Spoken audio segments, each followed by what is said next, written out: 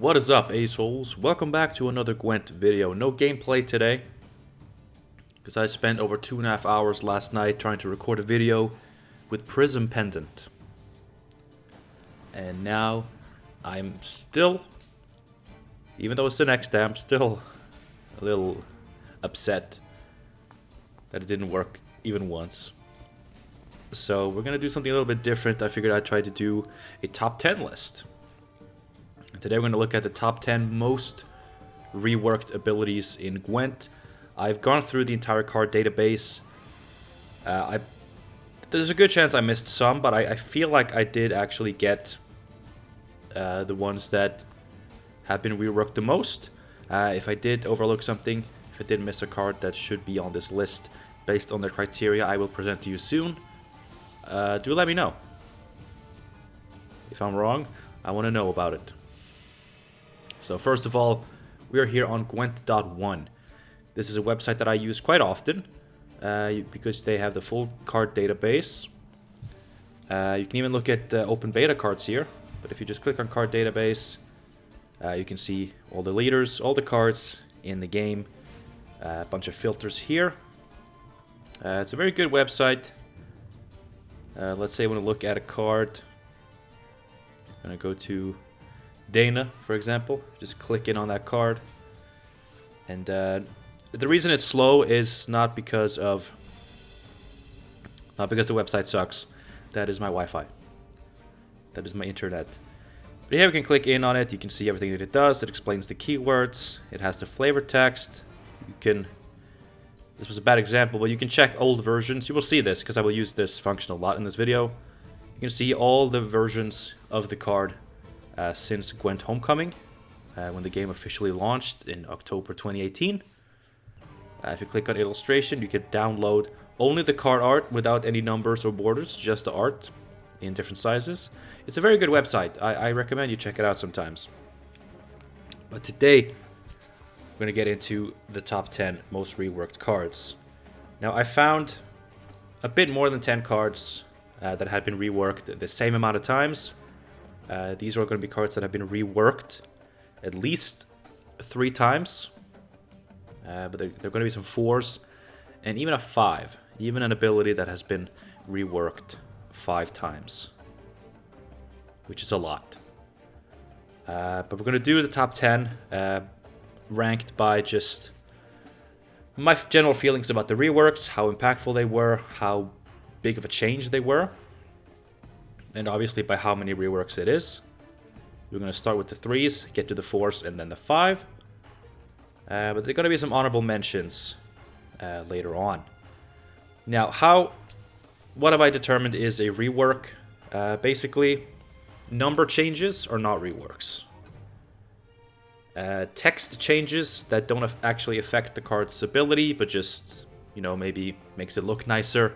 Because they have updated their way of typing abilities multiple times. That's not a rework. Adding and removing keywords. I count that as a rework, but I'm excluding all the cards that lost the keyword reach, because that keyword was terrible. A lot of cards had it, and it does not exist anymore. So I'm not counting that, but otherwise adding and removing keywords is counted as a rework, because it does add to the card. I count additional card text, like actual extra effects, as a rework, and a keyword is just a shorter way of doing that, so that counts. Adding categories, I'm not counting that, because that has been done a lot, especially recently. And even though it could affect the card synergies here and there, I'm not counting that as a rework. That would just be too much work. Okay. But I think that about covers it. So I think we're ready to start with number 10. At the number 10 slot, we have Slave Hunter. And what you're seeing on screen right now is very different from its current effect. We'll be starting with the oldest effects. Here you can see the game versions. Every single game version where it has been changed in any way, including simple buffs, category changes. Everything is listed here. It's a brilliant website. I highly recommend you check it out if you're interested in this sort of thing. We're going to start with the oldest, October 23rd, 2018. Deploy if there are 4 or more units on the opposite row. Seize the lowest enemy from that row. 1 power, 5 provision. I will not be reading out the full effects of all these cards, but I will be reading out some of them, highlight the more impactful ones, and I will be showing all of them. Except for the honorable mentions, I'll just mention the card, you can look it up yourself, but for the top 10, I will show every single effect. So this is how it was. This did not see a lot of play. I remember trying it way back, obviously way back, but it was never that good. Like, the stat line was so low, and like, you're always seizing the lowest enemy. It's often a 1 or a 2, especially back in these days when base powers in general were lower. So it was not a good card. But then it was changed to have assimilate, deploy, damage an enemy unit by 2, 3 power, 5 provisions. You gotta remember, back then this was, you know, October 2nd, 2019.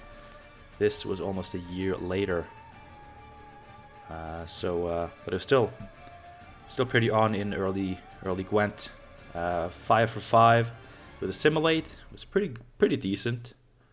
Then the card was buffed to 4 power, but the deploy became an order effect. As you can see, the card now also has the soldier tag. Not a big change, but an effect going from deploy to order or the other way around. That is a pretty fundamental change to how the card works. I'm counting that as a rework. So this is a rework of Slave Hunter.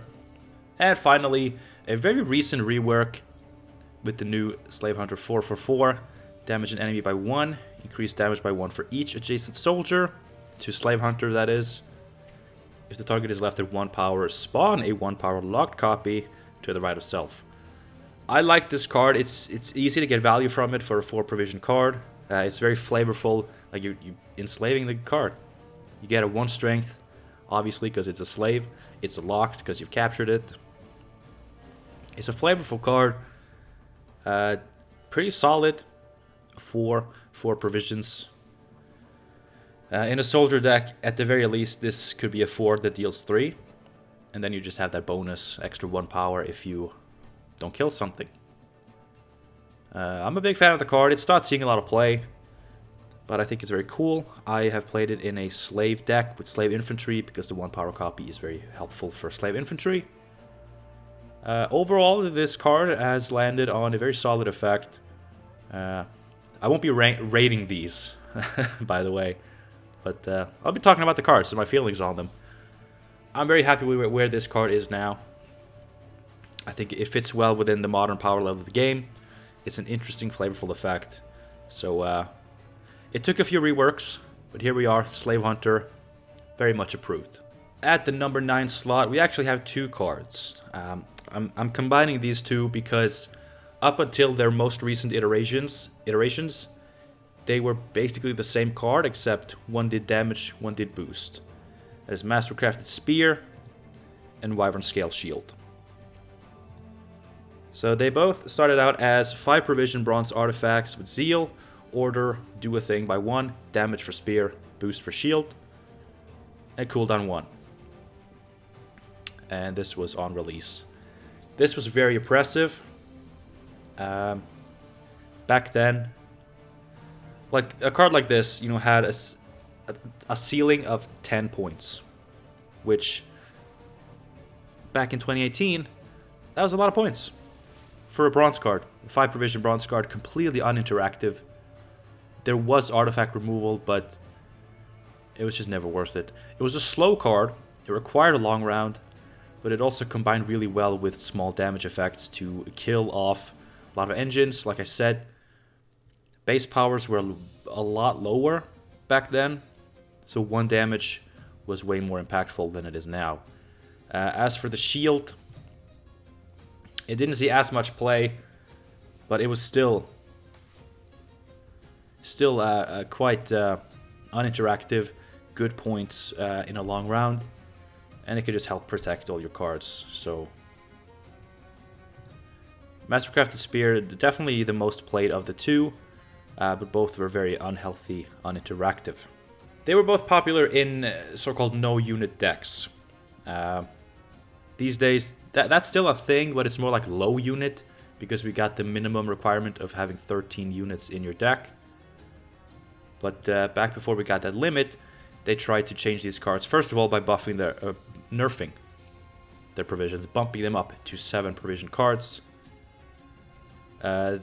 Sort of did the same thing, but instead of having a cooldown 1, it refreshed whenever you played a unit.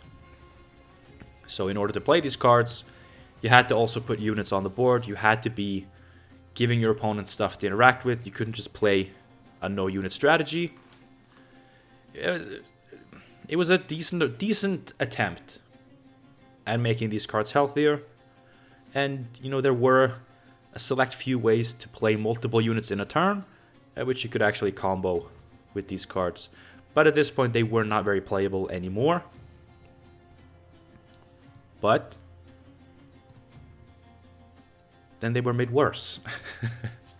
Maybe they were playable. Maybe I'm misremembering. Maybe Mastercrafted Spear was still kind of playable, and that warranted this.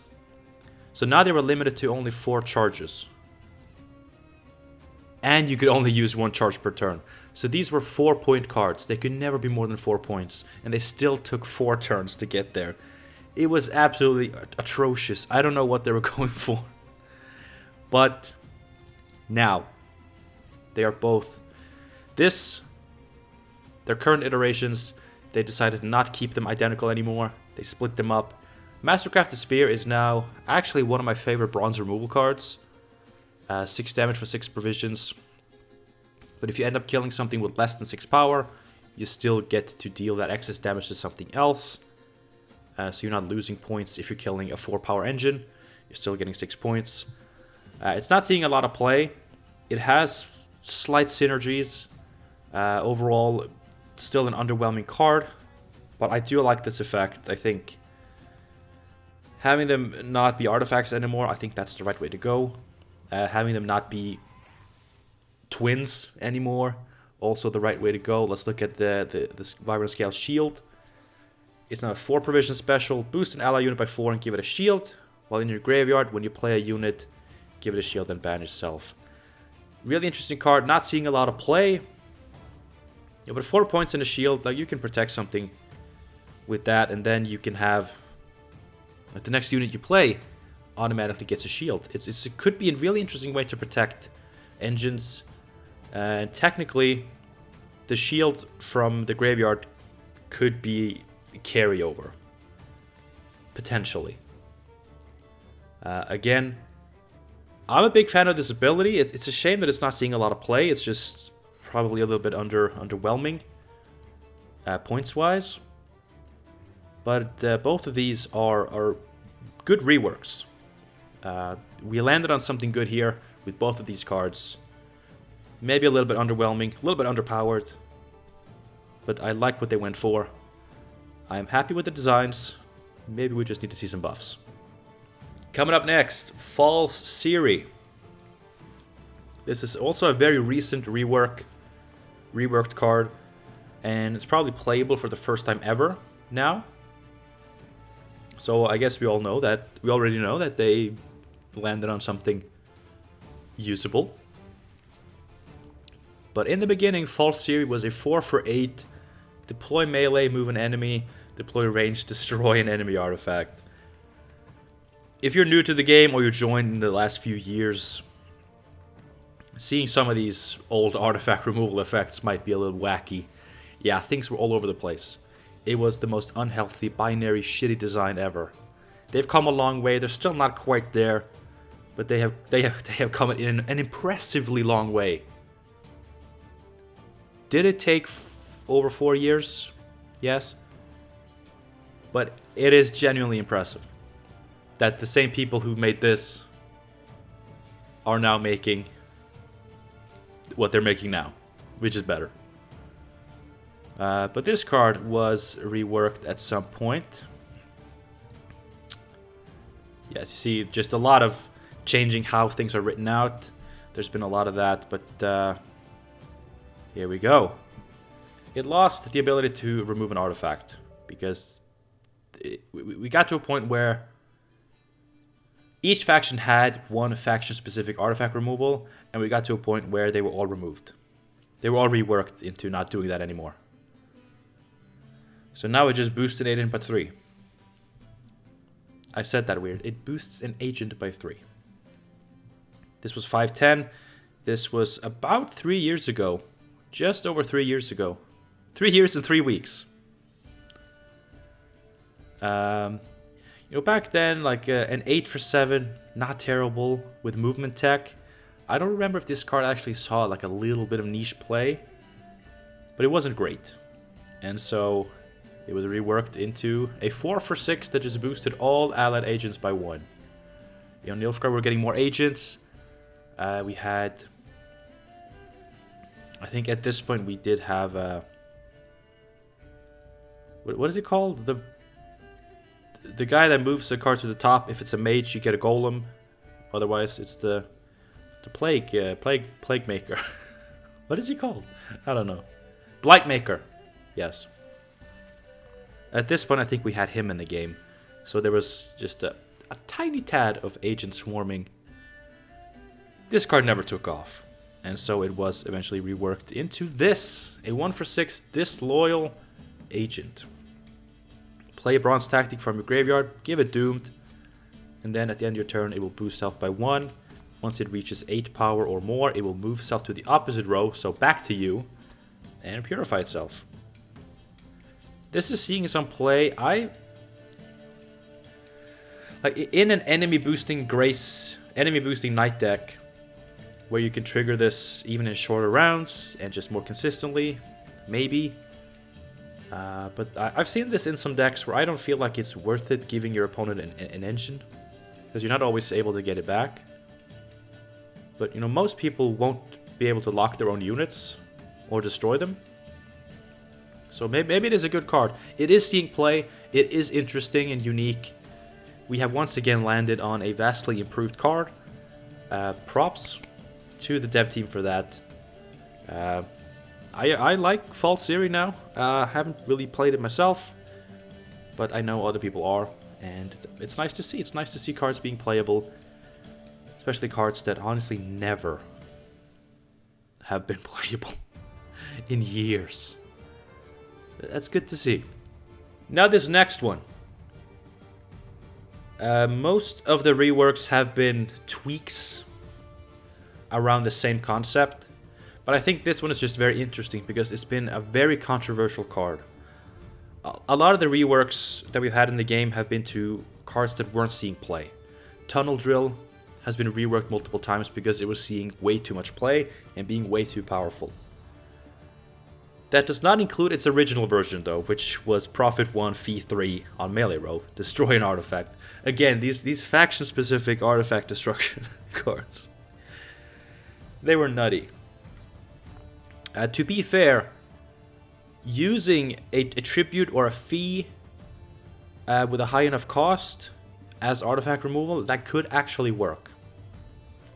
Like there are ways that they could actually make a syndicate artifact destruction card that is not binary by using the coin mechanic.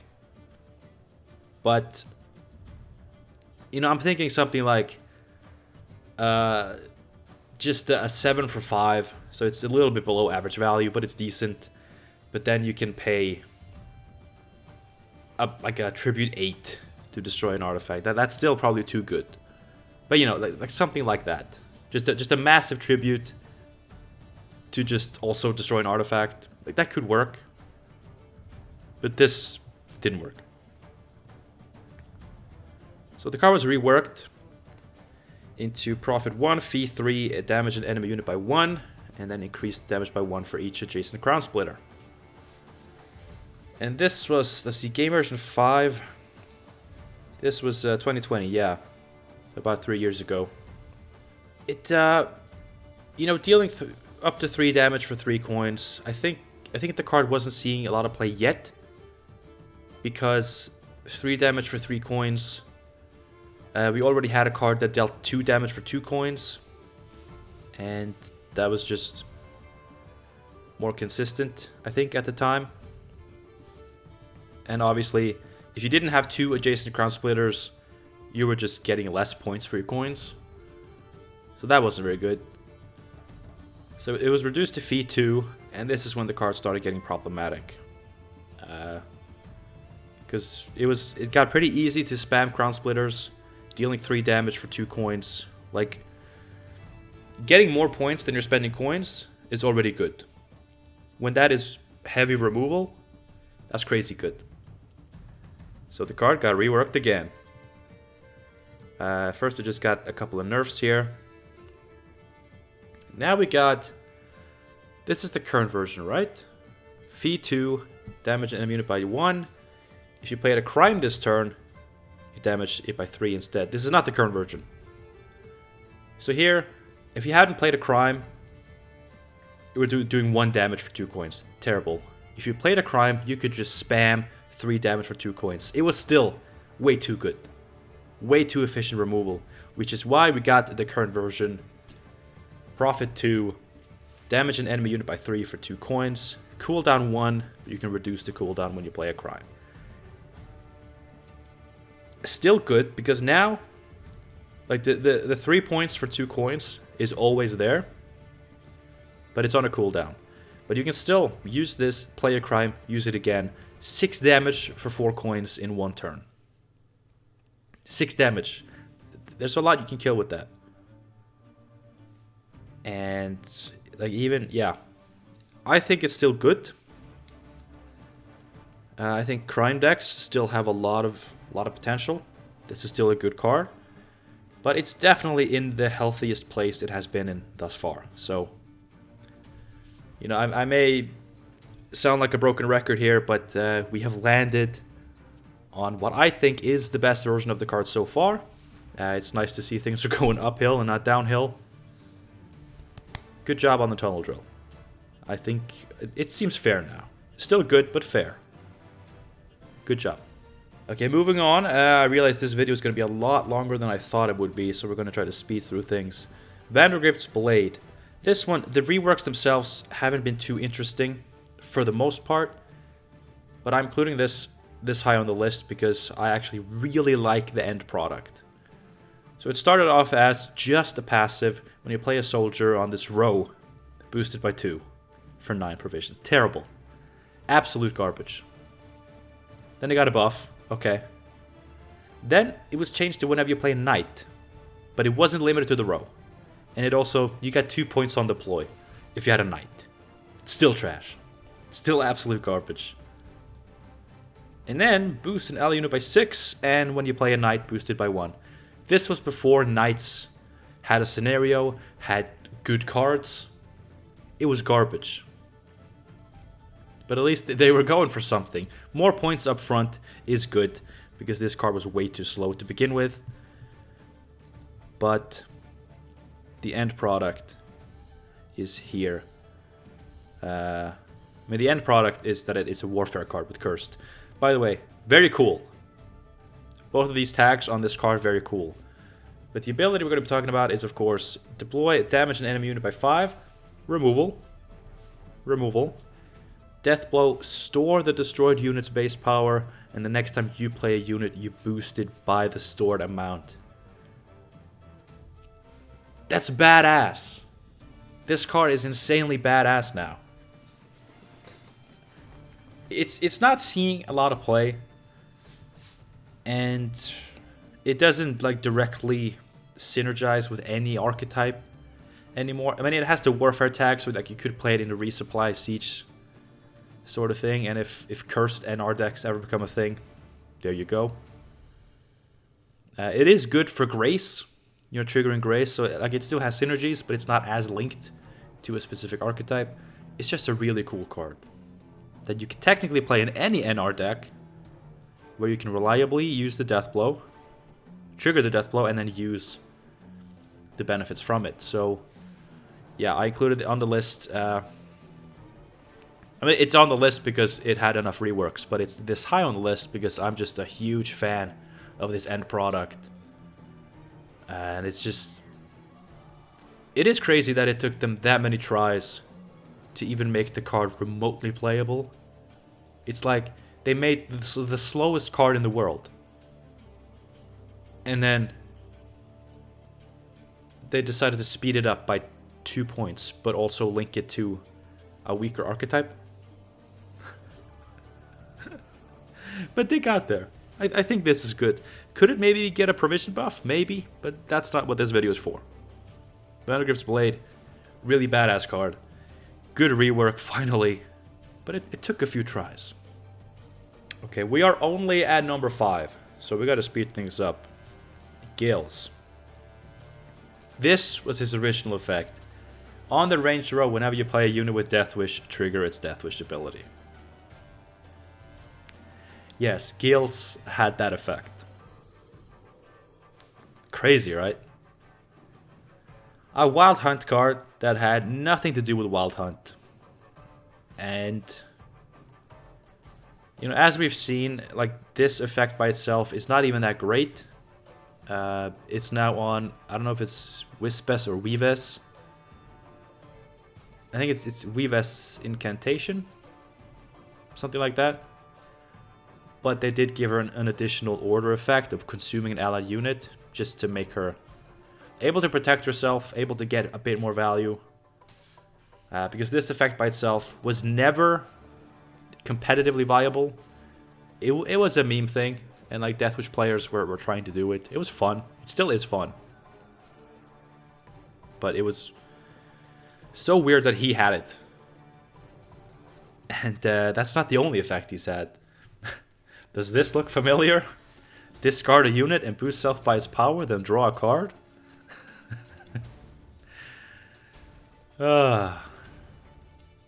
Yes, he had this effect as well. The famous Imlerith ability. Which has been improved upon for the current version of Imlerith, who we will get to. But I just love how that... I had forgotten about this. I looked at Gills because I knew he had been reworked, and then I went through his reworks, and I was like, oh yeah, he had that. And then he became play a Wild Hunt special card from your deck. Now we were talking about something cool here. Now it was a Wild Hunt tutor. And Wild Hunt had some special cards. We had Naglfar, decent. Ardgaith, can be good. Imlerith's Wrath, not as good at the time, but now it's great. And Red Riders. So it had enough targets to be viable as a tutor. But then it became one of my favorite Devotion cards. Because with Devotion, you can now play any Wild Hunt card. This is how you do a Devotion payoff. Not just vomiting extra points, making the card unplayable outside of Devotion because it's not worth as many points. But just adding flexibility. This can now tutor Oberon, Tirnalia, Eredin, and all the special cards. It's a beautiful card. I'm a huge fan. And I think this card is a big part of why the Wild Hunt archetype is so consistent and so good. Because you have a 2-for-8 that can tutor more or less any card in your deck.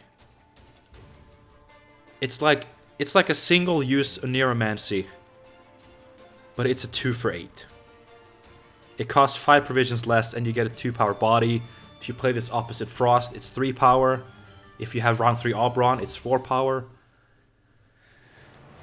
Oh, I love it. I love it. Gills, I love you, buddy. You are such a good card now. It's crazy good. And it's so crazy to think about where he started.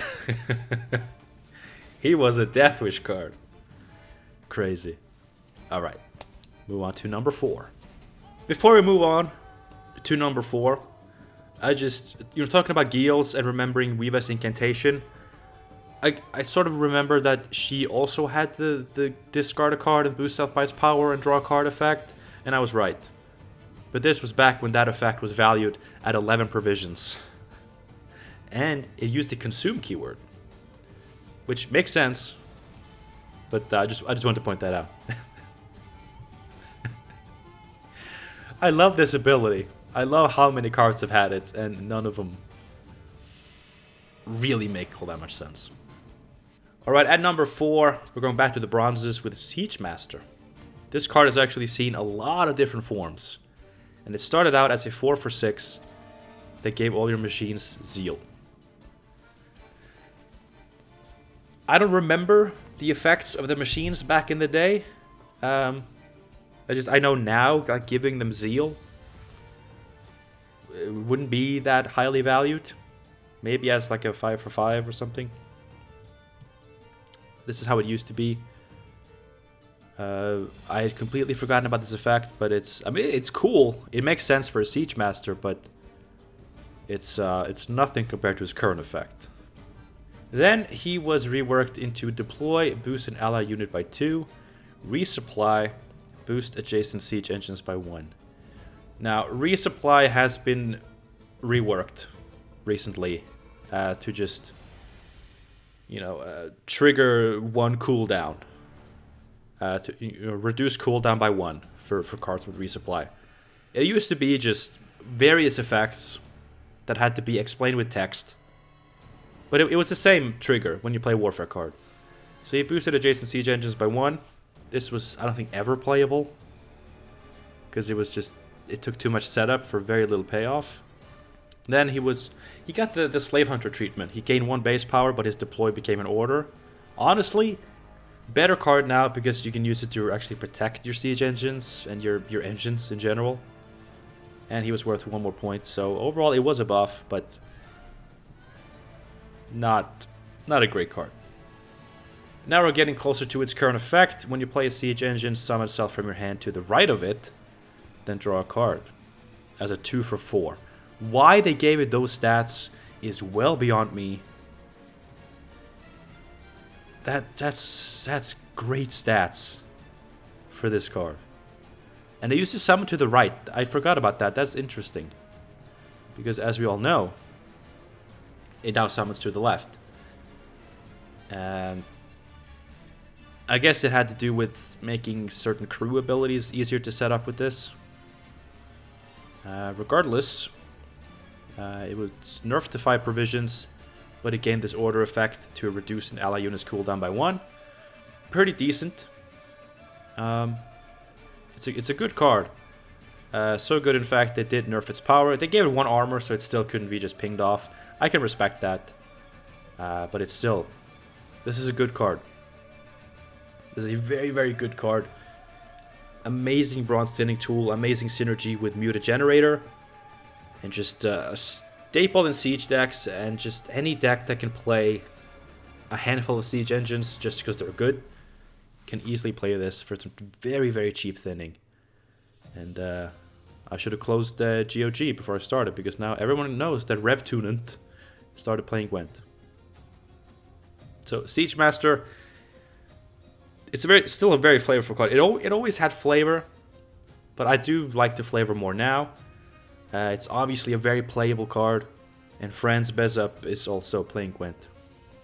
Okay, that's enough out of you. That's enough out of you. So, yeah, it took a few reworks, but we did get to a point where the card is very powerful and the stats are more justifiable. So, all in all, Siege Master, I'd call it a success. Most of these are a success at this point, but the fact that it took like 3 or 4 tries, that's not as good. Alright, moving on. Rainfarn. He started out as a 6 for 8, boost an enemy by 3, then boost self by 3. Yes. The enemy boosting archetype was... like, the concept of it did exist ever since October 2018. And Rainfarn, very similar to, is it Palmerin that has similar effect? Something like that. Was this being played? Like, honestly, it's not terrible. Like, at the time, it wasn't terrible, because if you had Tall Punish, you just boosted their biggest unit that you were already gonna Tall Punish, and then you got just a 9 for 8, which at the time was pretty good. But then he got changed into one of many generic cards. Each faction had one. But I mean, he was slightly different, because it's not damage by 2, if you have this condition fulfilled, damage by 4. He was just boosted by 2 and then damaged it by 4. This was garbage. Absolute trash. 7-point card. The only thing you could kill with this were 2 power units and 1 power units. And the only synergy with this was Kahir, who, despite being very binary and toxic when it's stuck on the board, it was a bad card. And then he became this. I forgot about this. When you play a unit with spying, boost self by 2, he became a spying support card.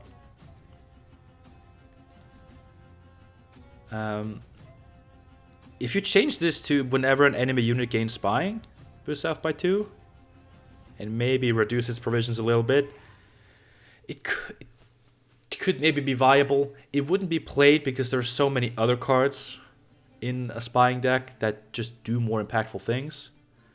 But in theory, this could be something, I guess.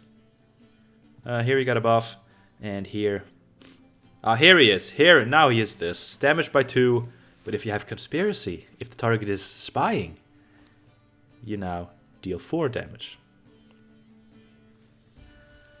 Now, you might have been playing Gwent for years and still never have seen any of these rain farms. It's because they were all bad. They were all bad. And honestly, here's the thing. First of all, wow, he went a long time without a rework or a buff. Even his new version, I haven't seen this be played. It's now a 7-power disloyal unit. But you boost an ally by the combined power of units adjacent to a rain farm.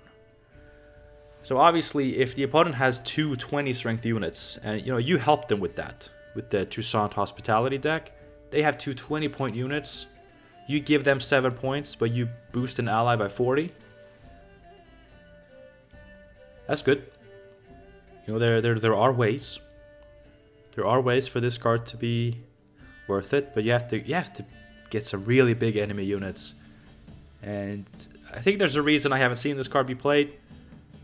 I mean, it's archetype in general. It's not being played a lot, but this card itself, is it even being used in hospitality decks? I don't know. But I don't know. It has a really high ceiling, but the setup required is very intense, and his floor is very low. His floor is technically in the negative. If the opponent doesn't have units, he is a minus 7-point card. Which is not what you want for 10 provisions. Ever. Alright, we are at number 2, and I did mention this guy earlier, Imlerith. He used to be a worse version of current Nithral. Order, if you control the highest unit, damage a unit by 2, cooldown 1. And he had reach 2, which means that he could only reach 2 rows ahead of him.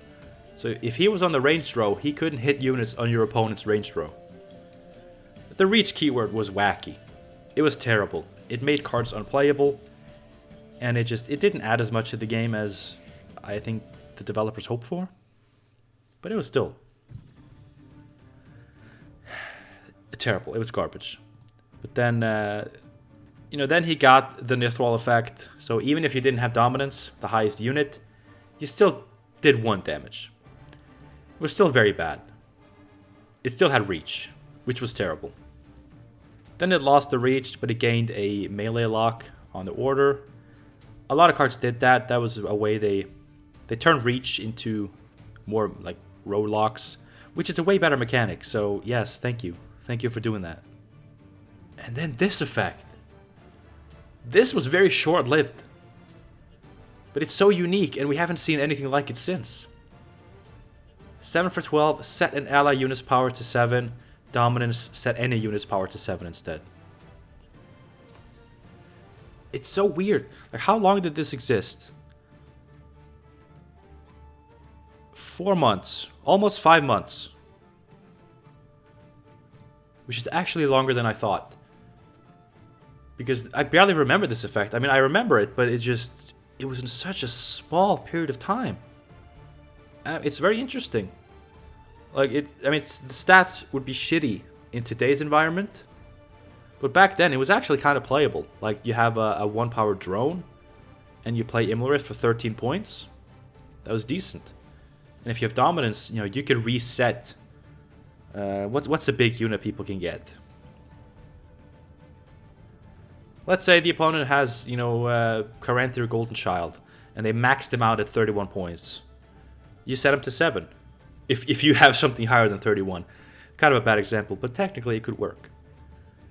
So I wouldn't be surprised if this ability does return in some way, shape, or form.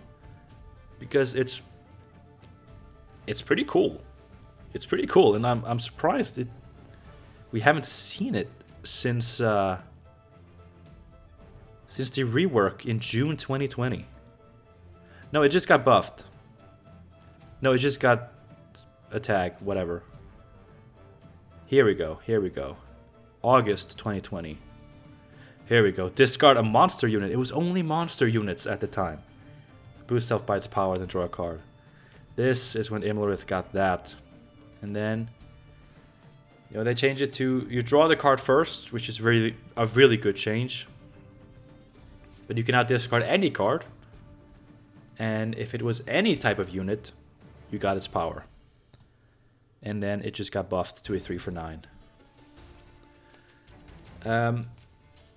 Like I think the card is borderline playable. Like you can get a big Imlerith, you can set up something big in your graveyard. Before the recent surge of Wild Hunt cards that came out, I did play Imlerith with Mamuna and Griffins in Wild Hunt to great success. So like the card is borderline playable. It's not super interesting, but maybe with a slight buff, this could be something. I don't think it's good right now, but again, borderline there. You know, Imlerith, like whatever. This particular ability is tainted. It's a meme amongst the community, but it's a valid effect, and sure, Imlerith can have it. It's funny. It is a little bit funny. Alright, before we get to the number 1 most reworked card ability, or ability, in Gwent, just gonna wanna quickly list off a few honorable mentions that have as many reworks as other cards on the list, but I wanted to limit it to 10, and these were less interesting overall. I'll just be showing you the current version of the card, but I recommend you go onto Gwent.1 and look through the card history yourselves. Full Test Pride is the first one. Decent card now. Maybe actually a bit overpriced, but it's gone through some changes over the years. Another one is Alba Pikeman. This one had a very similar effect for a lot of the reworks, but then it became a flanking card. It's a decent card, you know, as far as flanking goes, and it does have that extra use with status decks because you build up bleeding charges. So I think the card is a perfectly fine card. It has its niche. It has its reason to exist. But like you don't play this in a flanking deck, in a soldier deck. You play it in a status deck. But that's still, it has its uses. Raynar Odo is another honorable mention here. A lot of his changes have been very much in the same vein. When you play a unit, boost it by 1 or give it 1 charge. But it's gotten a few extra pieces of card text over the years, and it's like whatever. I'm not super interested in the card, but you know, it seems powerful enough. Good stats, good grace ability. It's a good card. Wild Hunt Warrior is one of my favorite bronze reworks in terms of its current effect. This card is so good. For a 4 provision bronze in a Wild Hunt deck, this card is so good. But it's gone through several iterations of a very similar effect, and then it now landed on this, which is a massive improvement. The card is very good, but it has definitely not always been good. So check out the history on this one and see how not good it has been. And our final honorable mention goes to Salamander Assassin, another card that has gone through several iterations of more or less the same effect. And even its current effect is very much in the same vein, but definitely more interesting and better because it can also place a bounty. It's not being played because this card would require a combination of bounty and poison, and bounty decks already have enough cards to just go all in on that. You know, combining with poison is not a bad idea because you do want to kill stuff, but they just don't have room for this card. It's a shame. But in just a pure poison deck, it could probably work. Like, you place a bounty on something just to have a payoff for killing it, and then you poison it. You get a poison. So it's a solid card. Doesn't see a lot of play. But it's okay. Okay. For the #1 most reworked ability in Gwent. For players who have joined us in the last few years, this right now may look extremely strange. This is a leader ability, the only leader ability on this list, and the only reason I couldn't call it top 10 most reworked cards. No effect, no ability in the game, I'm pretty sure, has been reworked as many times as this. Wyvern Voorhees. Order: reveal a random card from your opponent's deck. If it's bronze, boost an ally by 3. If gold, boost by 4 instead. On round start, refresh this ability. This probably looks crazy to newer players. Like, Wyvern, he's the tactical decision token. He does nothing like this. And what? 3 provisions? No. Because originally, leaders didn't give you provisions. They had a set amount of mulligans. So if you played Wyvern, you had 3 mulligans. I think through the entire game. You got an extra mulligan if you went first, but then you were limited to 3. Now, there was a leader that had 0. That leader is no longer in the game. It was old Lockdown, which it shut off your opponent's leader, and you had no mulligans all game. It was crazy times. But let's see what happened to Wyvern Voorhees here. Here we got changed to something a little bit simpler. Reveal a random card for your opponent's deck and boost an ally by 2. 3 charges.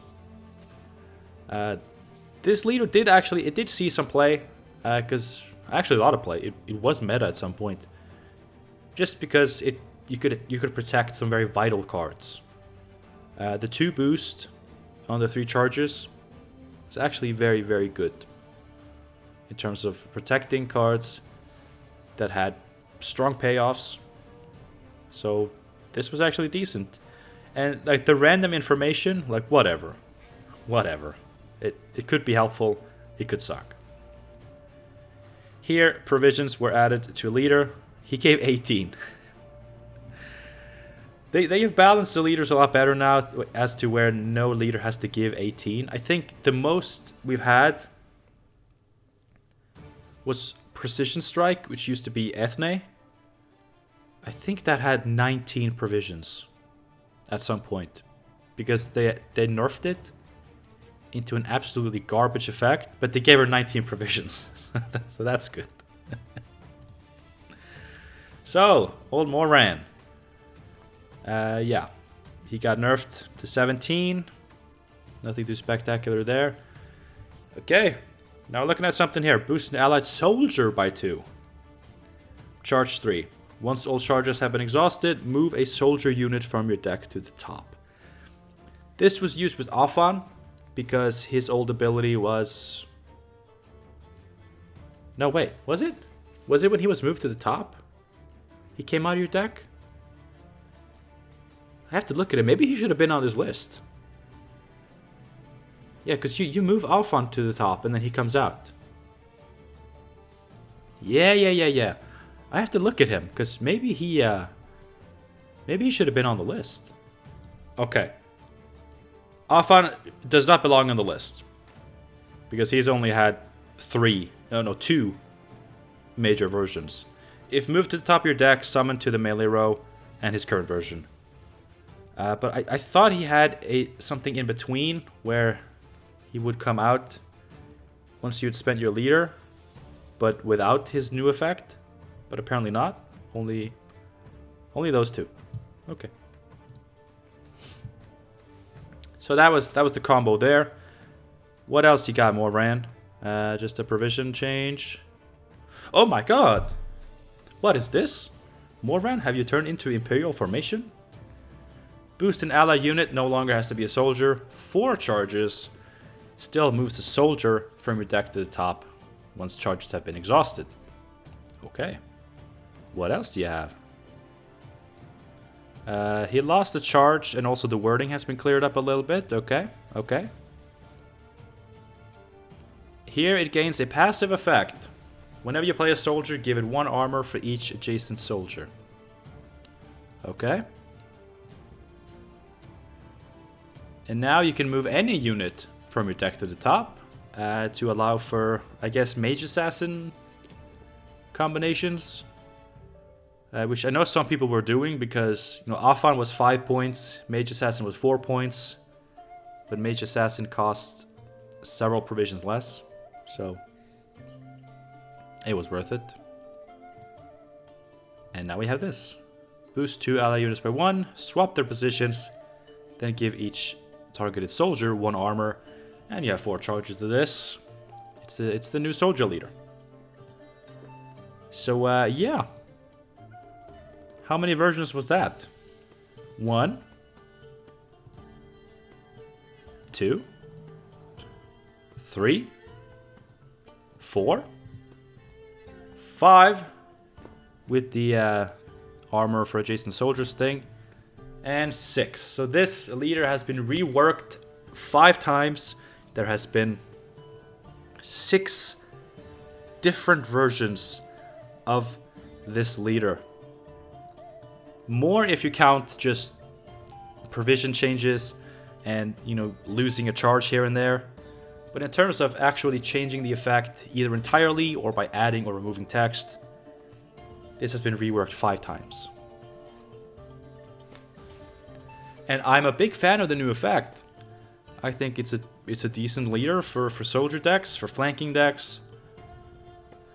They haven't really taken off, as far as I can tell. I myself am struggling to build one that I am happy with, but I'm very interested in it, and I want to play it. So it's something I'm working on. But yeah, there you have it. The top 10 most reworked abilities in Gwent, with Imperial Formation, the leader ability, on top, with 5 total reworks, not including simple number changes and changes to text that don't really affect the ability itself. Way longer video than I thought. Top 10 list should not last for 1 hour. But, I mean, it's me we're talking about. I like to talk. I like to talk about things. And take my time. So, that's how it is. But because I've been going on for so long, I'll make the outro very quick. Thank you so much for watching. Hope you enjoyed taking a deep dive through some Gwent history. If you enjoyed this type of video, do let me know. I want to be doing stuff like this from time to time when I don't have any gameplay related stuff for you. If you have any particular types of like other top 10 lists or tier lists or just discussions or whatever you want me to cover, I'd be glad to hear them out and hear you out, to hear them. And maybe I'll do them. Who knows? But this was a lot of fun. Thank you again for watching, and I hope to see you again soon for some more Gwent. Until then, have a good one.